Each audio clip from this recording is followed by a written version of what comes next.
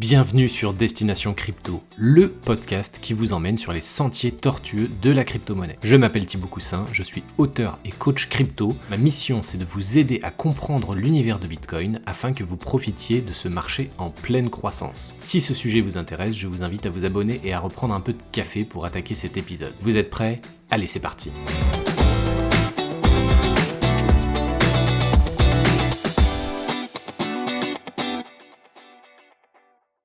Avant de démarrer l'interview, je tiens à vous préciser que cet échange est sponsorisé. Maintenant que tout est clair, on lance tout de suite l'interview.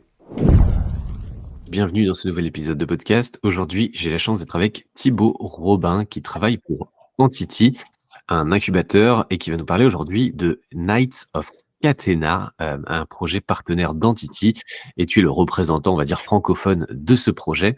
Donc merci Thibaut d'avoir accepté mon invitation. Comment vas-tu ? Ça va bien, merci beaucoup de m'avoir invité sur ton émission. Il marche de mieux en mieux, félicitations.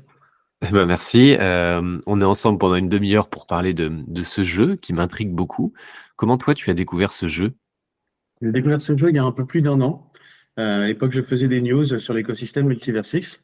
Et une de mes sources de news fraîches était le site d'Histary Vision qui annonçait un jeu qui s'appelait Night of Katsina. Et à l'époque, on était encore dans une grosse hype sur les play to earn. Et du coup, forcément, ça attirait l'attention. Mais on avait peu d'informations, quoi. Et depuis, le projet a été incubé donc par Histary Vision et s'annonce sur le Launchpad d'Entity. Euh, voilà, donc c'est vraiment à ce moment-là que je me suis intéressé plus en profondeur au jeu, un peu plus que juste lire le white paper et la documentation. J'y ai joué depuis quelques semaines.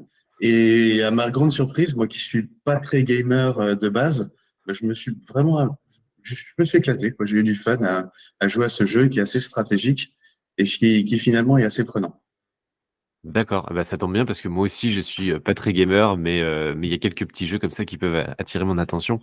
Donc le jeu est en bêta, il est pas encore disponible au grand public, mais toi tu as pu accéder à ça, forcément tu es en contact.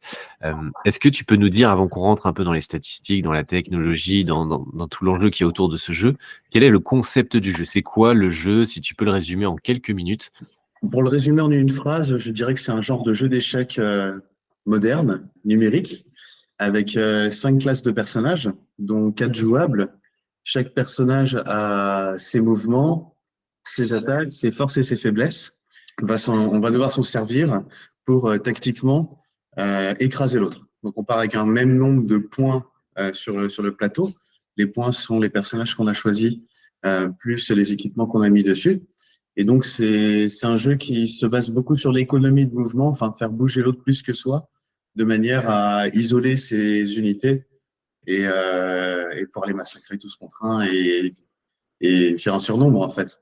Donc, c'est un jeu assez tactique de déplacement, euh, avec un petit facteur chance et qui se passe dans un univers, on va dire, médiéval fantastique. D'accord, et tu mentionnes effectivement 5 types de personnages, donc 4 jouables, parce qu'en fait, il y a le chevalier, le knight, il y a le chasseur, hunter, le mage, le roi, et aussi le dernier, c'est le prêtre. Donc j'imagine que le roi, c'est celui qu'on ne peut pas jouer, qui va être fixe, c'est ça ? Oui, c'est ça, le roi. Tout ce qu'on peut faire avec, c'est cliquer dessus, sortir le drapeau blanc et abandonner la partie. C'est pas un personnage vraiment jouable. Après, ce sont les cathos de personnages qui vont infliger des dégâts et permettre la victoire. D'accord. Ouais, effectivement, sur le site internet, je vous invite à aller jeter un œil. On a les différentes catégories de personnages et on voit leur champ d'action et les actions qu'ils peuvent faire. Donc, c'est effectivement, on se rend compte que c'est voilà, c'est une sorte de jeu d'échecs modernisé.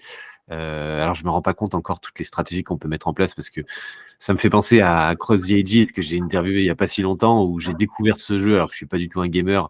Et j'ai apprécié toutes les subtilités de stratégie qu'on peut mettre en place. Donc là, je suis persuadé qu'il y a aussi des stratégies intéressantes à mettre en place sur ce jeu.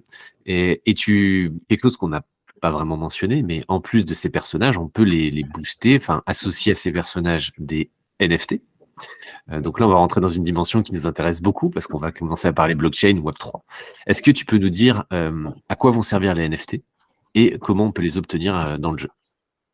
Alors, tout d'abord, le jeu existe en DevNet, hein.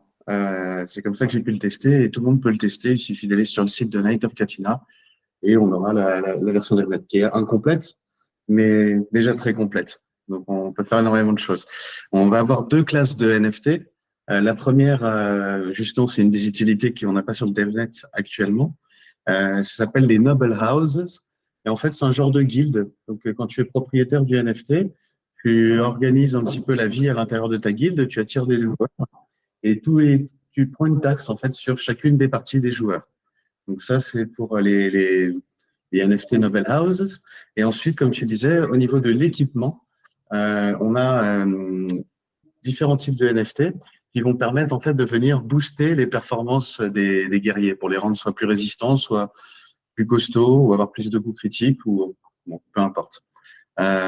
Sur ces deuxième classes d'actifs numériques qui sont des SFT plus exactement, on peut les mélanger entre. En fait, on va avoir différentes couleurs. C'est ça qui va faire la valeur en nombre de points qu'on présélectionne pour la bataille. Et ensuite, on va avoir un pourcentage qui fait la qualité de l'item.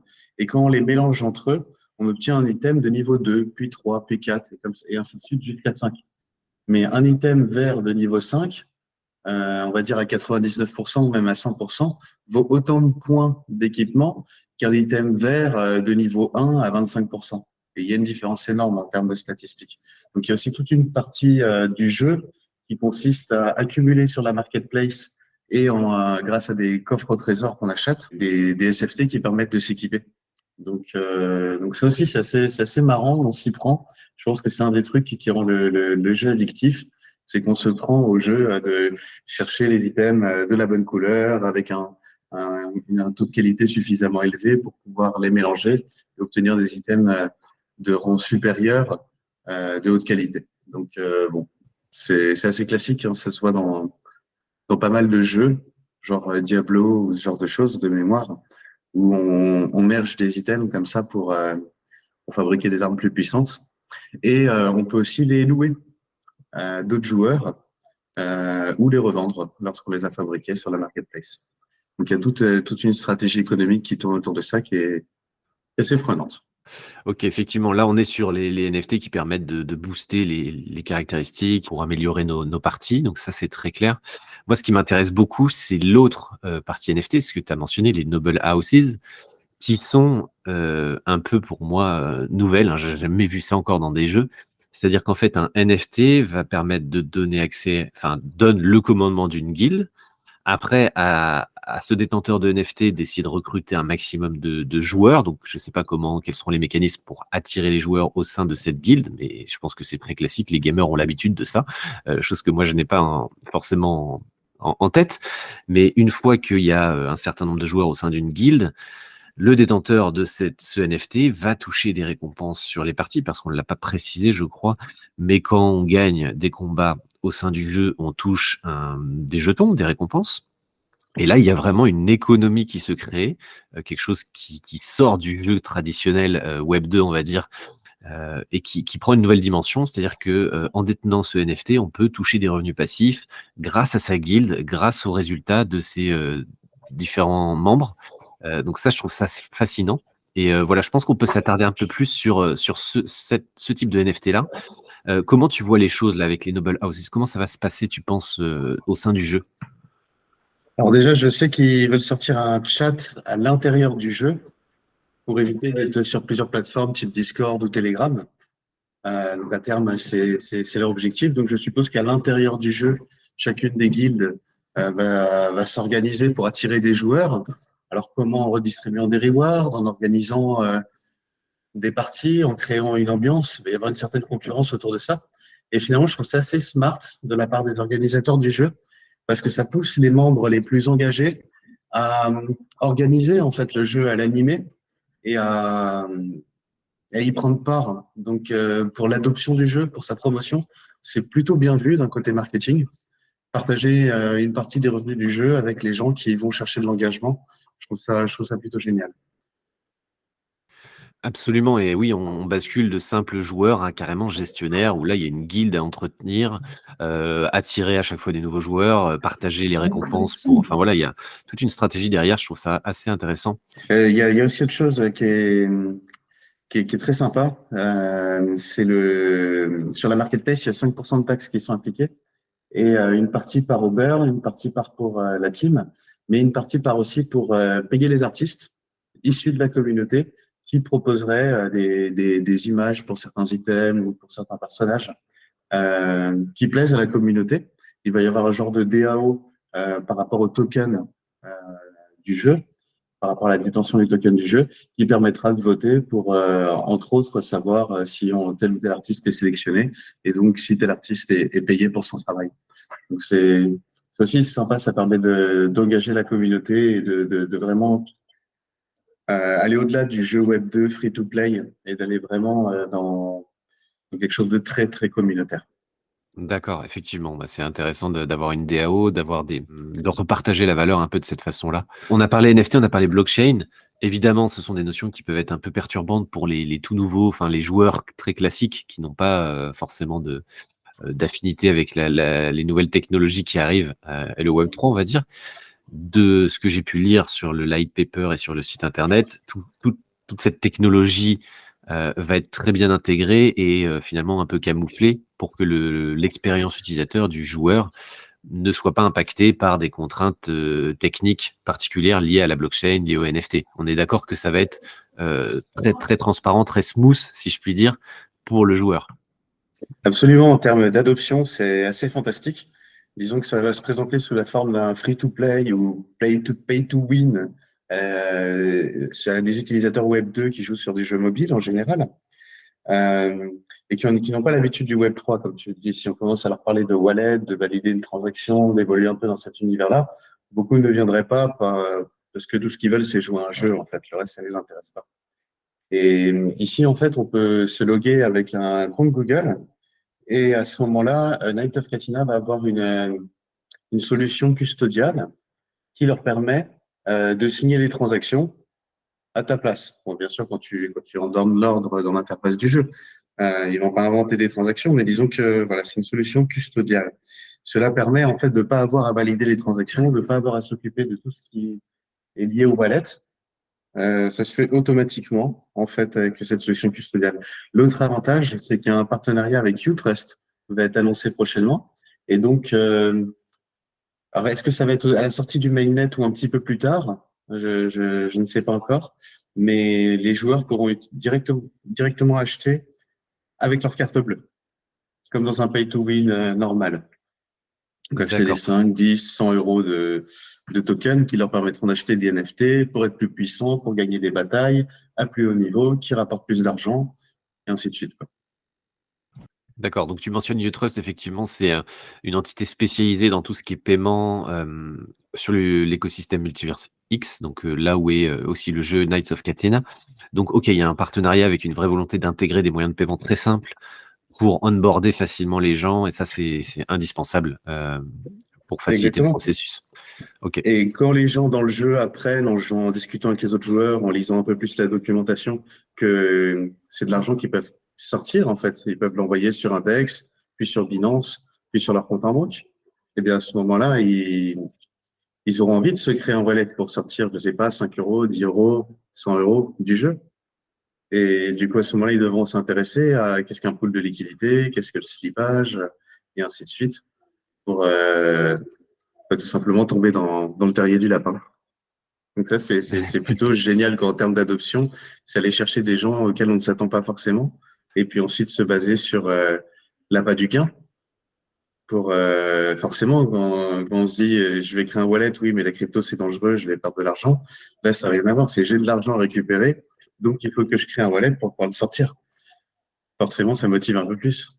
absolument, l'approche est totalement différente. Et c'est de toute façon pour ça hein, qu'on est tous allés un peu dessus. Au début, c'est effectivement pour se faire un billet, on va pas se le cacher, 95% des gens étaient là pour ça à la base, et c'est comme ça que les gens arrivent sur ce marché et découvrent toute cette technologie, moi compris. Donc c'est comme ça effectivement qu'il y aura une adoption massive. Et alors on a parlé de récompenses, mais c'est autour d'un token qui est le Catena Gold. Quelle est son utilité? Donc ça veut dire qu'à chaque fin de combat, je touche, enfin si j'ai gagné évidemment, je touche un certain nombre de CGO. Oui, bon, comme tout le monde l'aura deviné, c'est le token de l'économie du jeu. Donc, on le gagne en remportant des combats, tout simplement. C'est le seul moyen d'en gagner, ou en vendant des items sur la marketplace. En fonction du niveau qu'on a en combat, donc il y a un classement. Euh, Ce classement commence à paysan, ensuite c'est écuyer, chevalier, seigneur, roi, et après on est dans le top classement dans les, on va dire dans les 1000 premiers. Et en fait, en fonction du niveau du classement, on a droit à un nombre de points d'équipement. Donc, au fur et à mesure qu'on croît dans le jeu, on peut s'équiper de plus en plus lourdement. Euh, du coup, on va dépenser de l'argent pour acheter ces artefacts. Si on ne le fait pas, on restera à bas niveau et on ne gagnera pas. Enfin, pour donner un ordre d'idée, au tout début, quand on gagne une partie, on gagne 500 tokens. Quand on est à top niveau, on en gagne 16 000. Donc, c'est pas du tout la même chose. Ça vaut vraiment le coup si on veut pouvoir soit sortir de l'argent du jeu, soit s'acheter rapidement de l'équipement pour être vraiment à top niveau, de gagner 16 000 par partie. Mais ça, c'est impossible si on n'est pas équipé. Donc, en fait, c'est tout un investissement sur une équipe, enfin, sur des NFT qui permettent d'équiper son équipe, qui lui permet de jouer à haut niveau et de se maintenir, et donc de rapporter de l'argent. Et il est important de préciser que même avec une victoire, on gagne pas forcément de récompense directement. En fait, c'est lié au classement qui est fait ensuite par la suite, qu'on est éligible ou non à des récompenses dans un pool de récompenses qui est distribué euh, au classement, en fait. Je dirais que ça, c'est deux choses différentes. Sur le DevNet, actuellement, on a des gemmes que l'on peut gagner. Et effectivement, ces gemmes, au moment de la sortie du mainnet et du TGE, du Token Generation Event, il y a un pool de rewards qui sera partagé entre les détenteurs de gemmes au prorata de ce qu'ils détiennent en gemmes. Mais sinon, non, le seul moyen de gagner de l'argent dans le jeu, dans sa version de mainnet, ce sera de gagner des combats ou de les perdre, mais enfin de réaliser des combats. On gagne beaucoup moins d'argent quand on les perd, forcément. Quand on s'achète des coffres au trésor, qui vont générer, enfin qui vont minter des SFT automatiquement, eh bien l'argent qui est dépensé est burn. Ok, pour compenser un peu l'émission de jetons des Exactement, récompenses. Ok. exactement. Ouais, c'est souvent un mécanisme classique pour essayer de réduire aussi un peu la supply. Oui. Ok, donc dès qu'il y a des dépenses au sein du jeu, ça va en burn. L'intégralité est burn ou est-ce qu'il y en a une partie qui revient quand même à la team ou des choses comme ça? Je crois que c'est 90%. Ok, 90% qui Le, est burn. le, ouais, le nouveau light paper sort demain, le 15. Donc, confirmé dans la nouvelle tokenomics, mais de mémoire, c'est 90% de burn. Ouais. Ok, d'accord, très bien. Eh ben, de toute façon, j'ai vu qu'il y avait aussi des stats sur les tokenomics dans le light paper actuel. Donc, dans le nouveau, il y aura aussi toutes les infos. Donc, j'invite les gens qui veulent en savoir plus sur voilà l'économie un peu de jetons, qu'ils aillent lire ce light paper qui sera disponible vu que cet épisode sortira lundi. Que je dise pas de bêtises, lundi 17, donc le light paper sera sans doute disponible. Voilà, donc je mettrai le lien en description de l'épisode. On va revenir un peu sur des side quests que j'ai vus sur le site internet. Il y a aussi des quêtes secondaires qu'on peut faire pour toucher aussi des récompenses, c'est ça? C'est ce dont je parlais juste avant. En fait, actuellement sur le DevNet, on a deux types de récompenses. On a le token, donc quand on gagne les batailles, et on a les gemmes. Et les gemmes, c'est quand on accomplit j'allais dire milestone, mais c'est pas français, des étapes. Par exemple, Ouais, avoir des tué jalons. 5 guerriers, avoir tué 5 mages, avoir acheté 3 coffres au trésor. Et donc, à chaque fois, on va toucher des gemmes. Et ces gemmes, en fait, au moment du lancement du token, il va y avoir un pool de rewards qui sera partagé entre tous les détenteurs de gemmes au prorata du nombre de gemmes qu'ils ont réussi à accumuler dans le jeu. Donc, ça vaut le coup, là, dans le mois qui nous reste avant l'arrivée du mainnet, d'aller saigner un petit peu le jeu, déjà pour être prêt pour la sortie du jeu, pour aller farmer le token à grands coups d'épée. Et puis ensuite, tout simplement pour pouvoir toucher gratuitement du Katina Gold au moment de la sortie du jeu.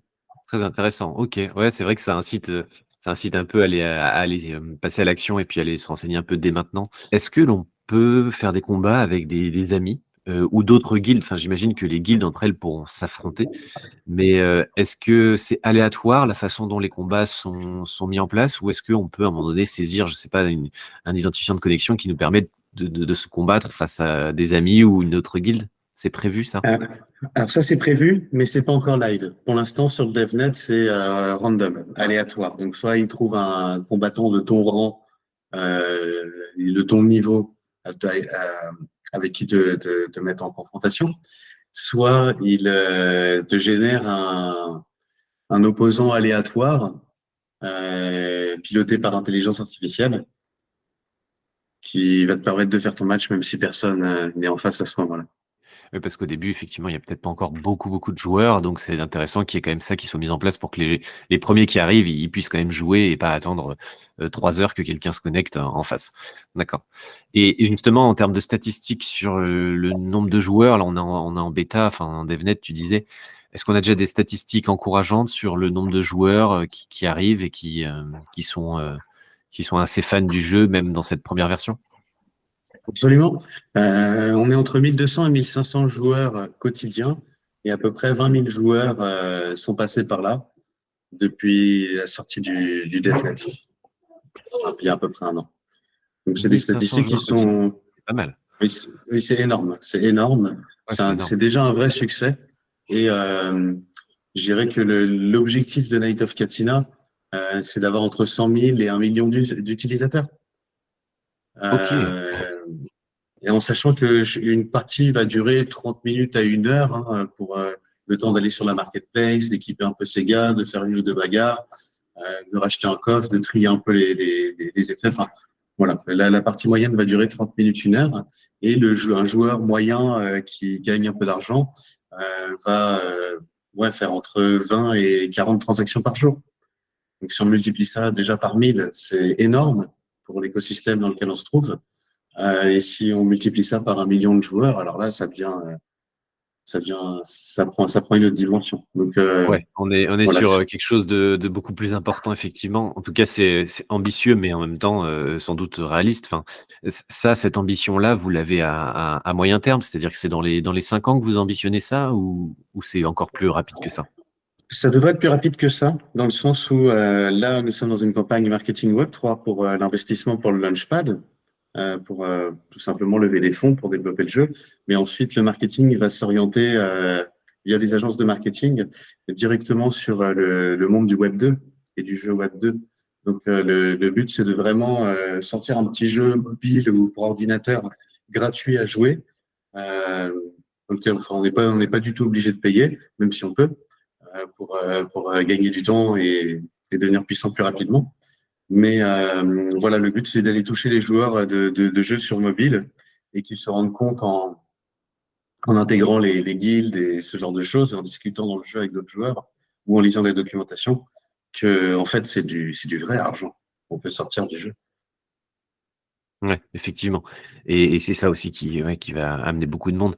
Le projet, Knights of Catina, il est construit et sur l'infrastructure Multiverse X, donc ça va à la fois attirer du monde sur l'écosystème, donc c'est tout bénef pour Multiverse X, mais on voit que, bah, pour, Knights of Catina, c'est aussi très intéressant parce qu'avec, par exemple, X-Portal, l'application mobile de Multiverse X, c'est quelque chose qui est très facile à utiliser. Il y a déjà pas mal d'utilisateurs, donc ça va être gagnant-gagnant pour les 2, que ce soit Knights of Catina, mais aussi Multiverse X. Comment tu vois, toi, tu perçois ça, cette évolution du jeu au sein de l'écosystème Multiverse X?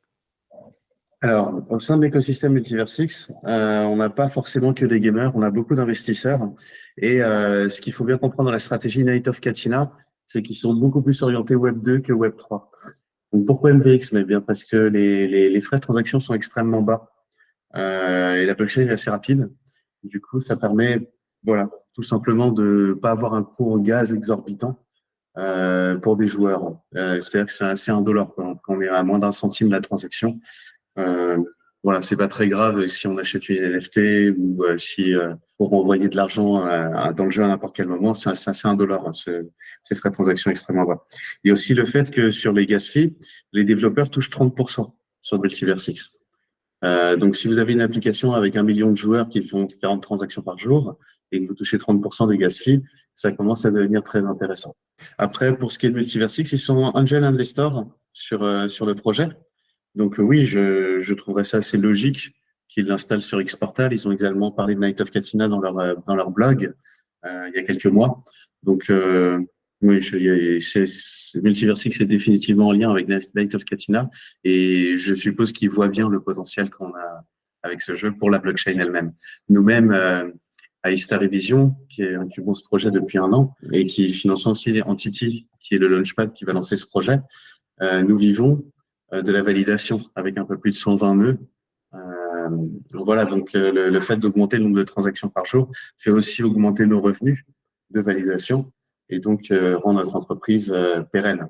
Donc, c'est très important pour nous, cette histoire de nombre de transactions. Et c'est, je pense, ça qui nous attire le plus dans les projets Web3 Gaming. On arrive un peu à la fin de cette interview, Thibaut. Est-ce que tu peux nous dire un peu les prochains grands jalons du projet Knights of Catina? Donc, tu en as déjà mentionné quelques-uns, mais est-ce que tu peux faire un petit listing là, rapide pour les gens qui veulent visualiser où va le projet dans les, je sais pas, dans les 24 prochains mois? Alors, le prochain grand jalon, c'est le Launchpad. Juste à suivre la sortie du mainnet, donc en version alpha. Ça sera au mois d'août. Après, au mois de novembre, on a la version bêta qui sort, qui sera un petit peu augmentée. Et la version complète du jeu sort début 2024, en janvier. Je suppose aussi que la vente des Noble Houses se fera vers la rentrée, dans le même laps de temps, on va dire avant la sortie mainnet du jeu, quoi. Donc avant 2024. Je pense que ce sera aussi un moment à suivre de près si on est intéressé au jeu et si on y croit, parce que c'est un vrai revenu passif, quoi. Une Noble House, ça permet en fait de devenir un rentier du jeu, de louer des terrains de bataille et pourquoi pas louer des armes aussi, euh, de telle manière à ce qu'on n'a plus vraiment besoin de faire des parties pour gagner de l'argent. Et à ce moment-là, ça devient un genre de revenu passif. Voilà. Puis je pense qu'il y aura plein de stratégies à mettre en place, un petit peu comme avec les validateurs, qui se font concurrence entre eux, en baissant leurs taxes sur les délégateurs. Certains le font même à 0%. Du coup, on peut imaginer des maisons nobles qui, pour attirer des joueurs, décideraient de reverser leurs récompenses aux joueurs, ou ce genre de choses, ou Absolument, ouais. d'organiser des compétitions avec des récompenses. Enfin, du coup, il va y avoir différentes stratégies à mettre en place pour pouvoir attirer les joueurs dans sa guilde. Et puis, une fois que sa guilde est bien rentable, mettre, je sais pas, 5%, garder 5% de taxes ou un truc pas trop haut comparé à la concurrence, de manière à les garder et puis générer quand même de l'argent avec toute cette communauté réunie. D'accord. Et juste, j'en profite, vu qu'on repart des Noble Houses, est-ce qu'on sait combien il y en aura de NFT de ce type ou pas encore? Euh, je pense que ça devrait sortir dans le light paper demain, ou sinon quand ils sortiront la collection. Mais pour l'instant, Ok. l'information n'est pas publique, non. D'accord, ok, bon, ça marche. Donc, ok, tu as mentionné les dates, donc on est plutôt sur un lancement deuxième moitié de cette année pour tout ce qui est bêta et le Launchpad. Et ensuite, la version complète finale du jeu, ce sera début d'année prochaine, prévu pour début 2024. Donc, c'est intéressant, ça donne vraiment un ordre d'idée à l'audience. Pour suivre l'actualité, les derniers développements, par quoi on passe? Est-ce que c'est le site internet? Est-ce que c'est Twitter? Est-ce que c'est Telegram? Quel est le lien privilégié pour suivre les actualités et les derniers développements? La communauté a un Twitter, un Telegram et un Discord. Sur Telegram et Discord, ils sont très réactifs, donc faut pas hésiter à aller leur poser des questions directement. Après, à terme, ils auront un chat directement dans le jeu, de manière à baser leur communauté directement dans l'application. Ce qui est assez smart de leur part, mais ça, c'est pas encore live. Donc, pour l'instant, c'est avec Discord, Telegram et Twitter pour suivre les news. Est-ce que, Thibaut, tu as une dernière chose à rajouter, à partager à l'audience? Tu as les 2-3 minutes de fin pour carte blanche sur ce que tu veux, donc n'hésite pas à partager quelque chose à l'audience. On est tout oui. Pour conclure, je dirais que Night of Katina est un jeu qui est surprenamment amusant. Comme je l'ai dit au début, je suis pas spécialement gamer, mais je me suis pris à ce jeu. Enfin, je suis un peu joueur d'échecs, donc ce genre de jeu de société entre guillemets me parle. Donc déjà première chose, le jeu est bon. Allez l'essayer, vous serez convaincu. Et je suis extrêmement enthousiaste pour Multiversix. Et je pense que si vous êtes aussi un enthousiaste de Multiversix ou tout simplement de blockchain en général, je pense qu'en termes d'adoption, on peut aller chercher des milliers de nouveaux utilisateurs de blockchain. Donc, il y a une véritable opportunité. Ça vaut vraiment le coup de soutenir ce projet, que ce soit en participant au Launchpad, que ce soit en participant au jeu, que ce soit en s'intégrant dans son côté social ou en essayant tout simplement d'en extraire de la valeur, en allant farmer le play to earn. On a tous quelque chose à y gagner et je pense que c'est un moyen assez facile. Bah, disons, c'est plus facile je l'ai déjà expérimenté hein, autour de moi. C'est plus facile de faire découvrir à quelqu'un un petit jeu comme ça en lui disant, tiens, regarde, tu gagnes de l'argent, etc. Que d'essayer de lui expliquer Bitcoin ou d'essayer de lui expliquer le consensus de validation de Multiversix. Je veux dire, pour la plupart des gens, c'est du chinois Bon, si on leur montre un jeu, qu'ils se rendent compte qu'ils gagnent de l'argent et qu'il va falloir créer un wallet et faire des petites choses pour pouvoir le récupérer, c'est un palier de progression pour les tout débutants qui est très intéressant. Du coup, je pense qu'en tant que crypto-enthousiaste, ce genre de jeu est vraiment un levier qui peut nous permettre de gagner du temps sur notre objectif commun qui est l'adoption généralisée des blockchains. Incroyable ce mot de la fin. Merci Thibaut de m'avoir reçu et encore une fois, félicitations pour ton parcours incroyable. C'est juste fantastique ce que tu réalises depuis un an, donc bravo, respect. Bah, merci beaucoup à toi et bon courage aussi de ton côté pour développer toutes tes communautés et Entity. Et enfin, là, tu as plein de projets, donc bravo aussi à toi de ton côté. Et puis à très bientôt pour en reparler d'ici quelques mois. Allez, salut Thibaut, Ça salut à marche. toute l'audience.